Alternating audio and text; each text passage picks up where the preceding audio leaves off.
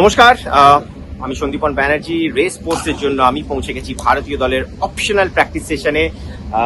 গ্যাবার এই বাইরে আউটডোর নেটস, সেখানেই ভারতীয় দলের এই এখন চলছে অপশনাল প্র্যাকটিস সেশন। 24 ঘন্টার কম সময় বাকি এই টেস্ট ম্যাচ শুরু হতে। তার আগেই কিন্তু ভারতীয় দল নিজেদের প্রস্তুতিতে একদম কোনো ত্রুটি রাখতে চাইছে না, কেননা ভারতীয় দল এখন আন্ডার প্রেশার আছে।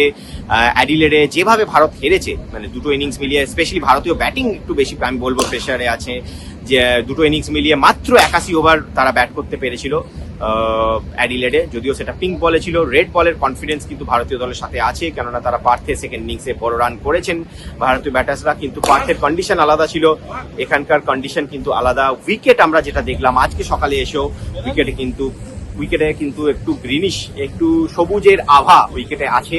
এবং যদিও জানি না আমি কাল সকাল পর্যন্ত উইকেটে কতটা ঘাস থাকবে, কিন্তু উইকেটে আজ আমি যদি বলি উইকেটে কিন্তু যথেষ্ট ঘাস আছে।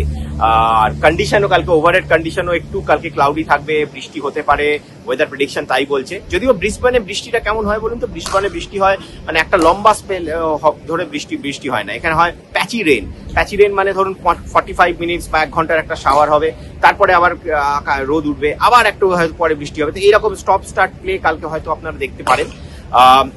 ম্যাচের আমি বলবো 5 দিনের মধ্যে 4 দিনই কিন্তু বৃষ্টির সম্ভাবনা আছে। সুতরাং বোলারদের জন্য কিন্তু উইকেটে জেনারেলি ব্রিসবেনে আমরা দেখি যে পুরনো বলে কোনো তেমন হেল্প থাকে না, কিন্তু এই টেস্ট ম্যাচে হয়তো থাকলেও থাকতে পারে।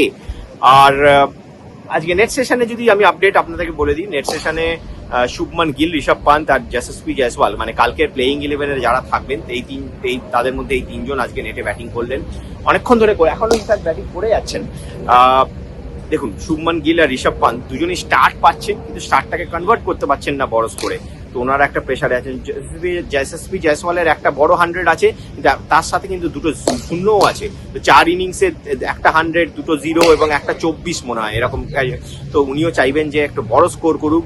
দেখো, অ্যাজ এ ব্যাটিং ইউনিট ভারতকে আমার মনে হয় এই ধরনের কন্ডিশনে ভারত যদি কোনো রকমের 300 থেকে 350 রান করতে পারে, তারা কিন্তু অস্ট্রেলিয়াকে প্রেসারে রাখবে, কারণ ভারতীয় বোলিংও কিন্তু এই উইকেটে বেটার পারফর্ম করবে বলে আমার মনে হয়।